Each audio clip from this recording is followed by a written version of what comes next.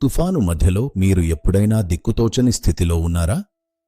మీ చుట్టూ అంతా చీకటిగా, దారి కనిపించని గందరగోళంలో ఉన్నట్టు అనిపిస్తోందా? ఒంటరితనం, భయం మరియు మన గతంలోని అపరాధభావం మనల్ని లోపలి నుండి దహించివేస్తున్నప్పుడు మన ప్రాణానికి నిజమైన ఆశ ఎక్కడ దొరుకుతుంది? కాని దేవుని వాక్యం మనకు ఒక అద్భుతమైన నిరీక్షణను ఇస్తోంది.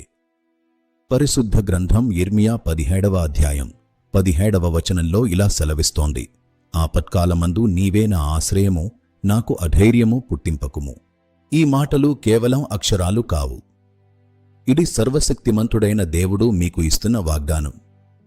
ఆయన మీకు భద్రమైన కోట, మీరు దాక్కునే ఆశ్రయం. లోకం మనల్ని నిరాశపరచవచ్చు, మనుషులు మనల్ని విడిచిపెట్టవచ్చు, కాని ఆయన కృప మనల్ని ఎప్పుడూ విడువదు. ఆయన శాంతి మీ హృదయాలను నింపుతుంది. మీ జీవితంలోని చీకటి తొలగిపోయే సమయం వచ్చింది.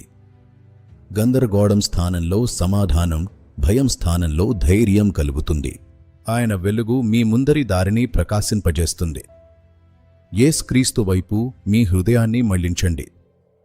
ఆయనే మీ ఏకైక మార్గము. ఈరోజే ఆయనను మీ ఆశ్రయంగా ఎంచుకోండి.